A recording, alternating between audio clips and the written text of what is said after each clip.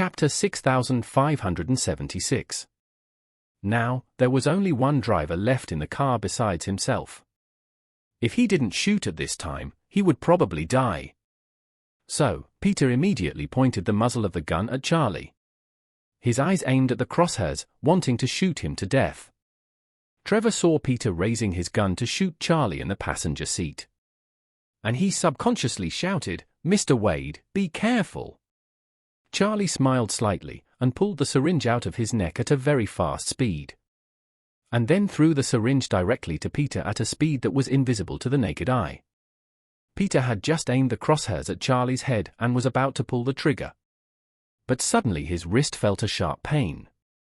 And his 5 fingers loosened instantly as if they were electrocuted.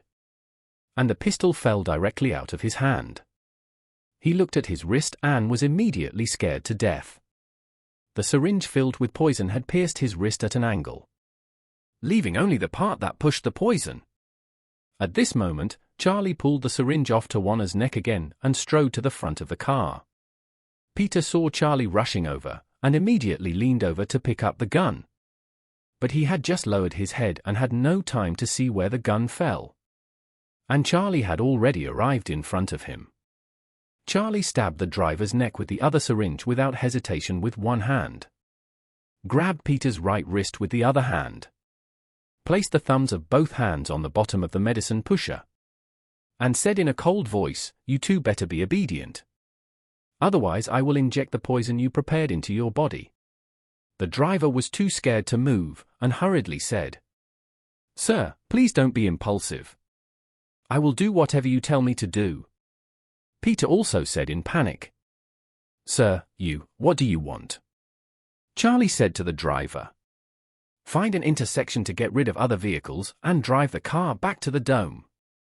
The driver, knowing that saving his life was important, he immediately said, "Okay, sir.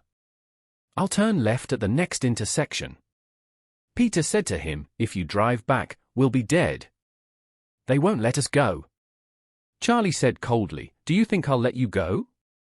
Peter gritted his teeth and said, "I'll die anyway, so I'd rather die in your hands."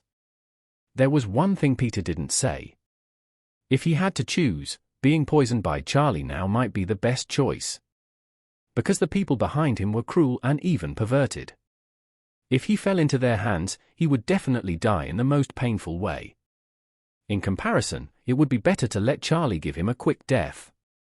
The driver seemed to be enlightened by Peter, and immediately made up his mind and said to Charlie, kill us, and take them away by yourself. We just want you to give us a quick death." Charlie probably guessed why the two were not afraid of death, so he said, "If you cooperate obediently, I will let Mitsui Yoshitoka protect your lives. Japan is the territory of the Mitsui family. Those who remotely control you, no matter how long their hands are. They can't bypass the Mitsui family to come to Japan to kill you." Peter asked him, "Why do you think the Mitsui family will protect us? We robbed and attempted to kill their guest on their territory today. Under their noses. Once we succeed, the Mitsui family will lose its reputation all over the world.